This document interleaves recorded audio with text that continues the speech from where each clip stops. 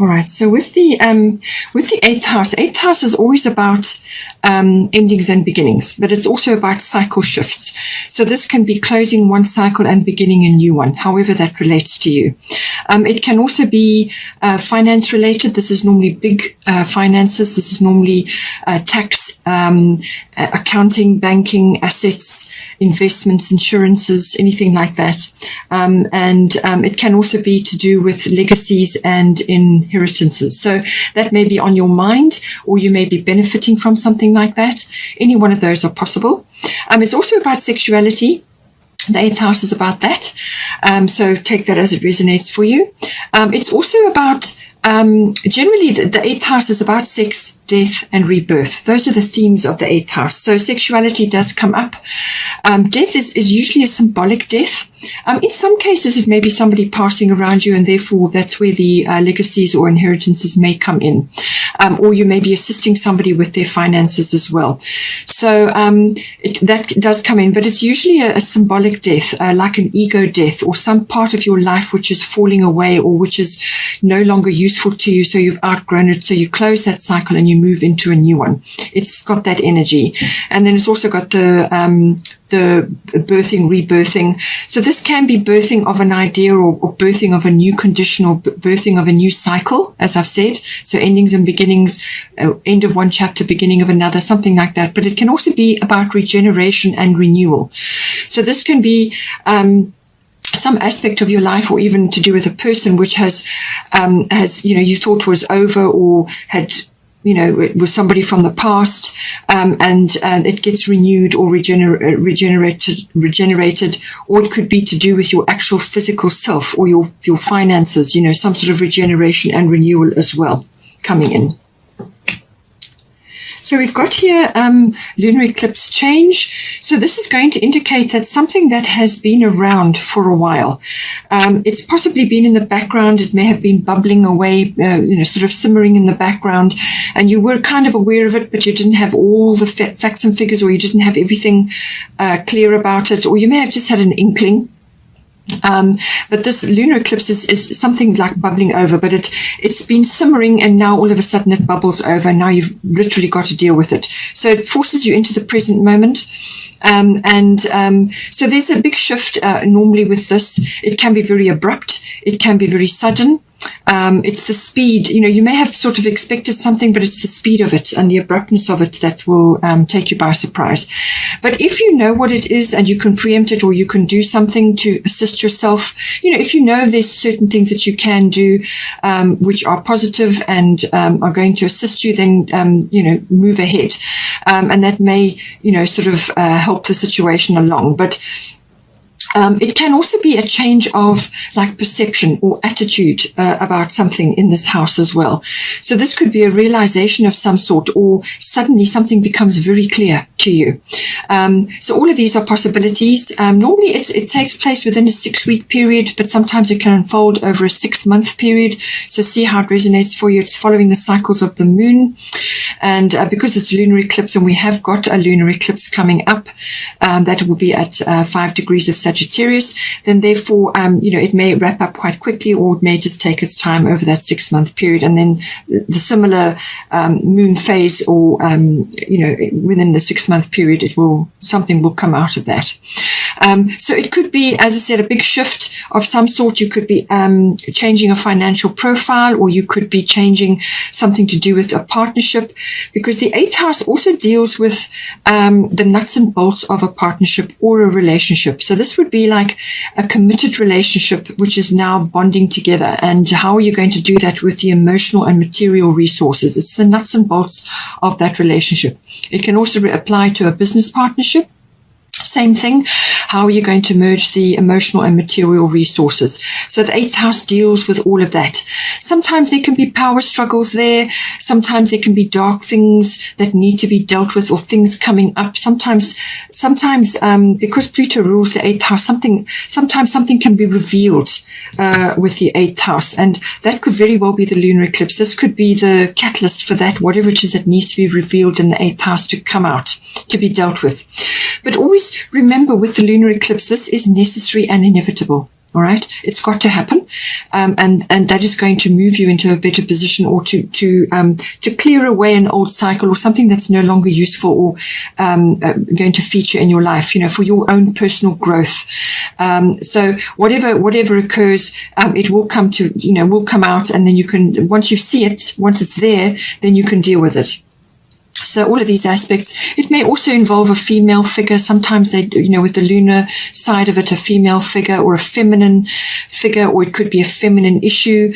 It could also even be feminine wisdom coming in, the switching on of that, or just some deep intuition, because the 8th house can also deal with psychic knowledge. So it could be something that you are intuiting. You're aware there's something going on, and then now you get the download, or you get some sort of psychic awareness about this, and it changes your view of something really, in a really quite a big way. So all of these things are possible with the lunar eclipse. So let's see what comes in for you.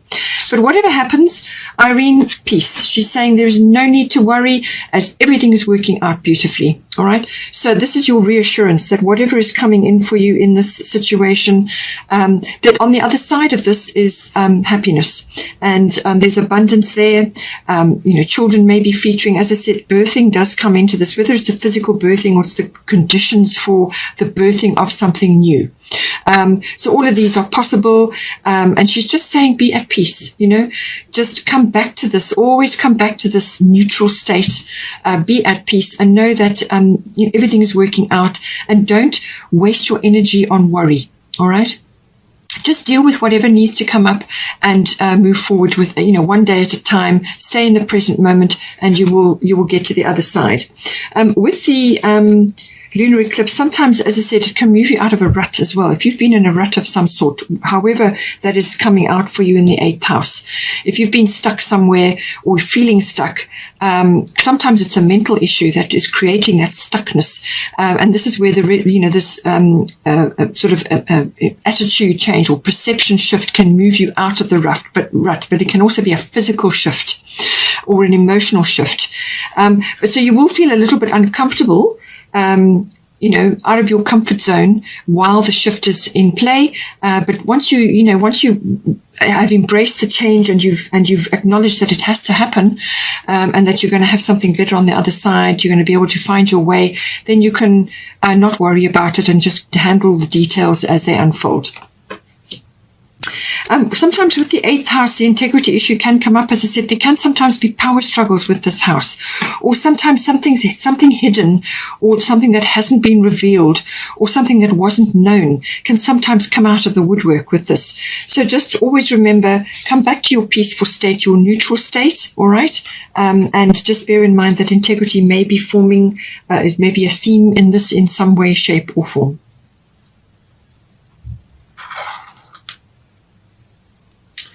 Now we've got the 9th house here. So the 9th house deals with a variety of things. It covers the law and the higher courts. So you may have a legal situation that you're dealing with currently. It may pull in all the aspects of your 8th house. You've also got your 7th house, which is the house of relationships and partnerships. So somewhere along the line, this could be relationship-based or partnership-based. But the 9th house does deal with legal things, the law, and also higher courts. But it can also be the study of the law. So that may be relevant for you. I'll get to that shortly. So the 9th house also deals with expansion of some sort. So this is related to a physical expansion or mental expansion. So the physical expansion can be in the form of adventure or exploration. It can also be in the form of international travel or long distance travel. Or you may be connecting to other people who are foreign. So therefore you are learning, or you're understanding different things from them because they're different from you. So this could be to do with a business, like import, export, or something like that. Or you're connecting to others online. It also deals with, so if you're not actually physically traveling, it can be within the mind. And this can obviously be connecting with others in foreign countries, but also you can do this through study. So this is normally the higher education. So this is university level, or it could be adult education coming in as well. And this is, maybe the law is coming in for you in some form.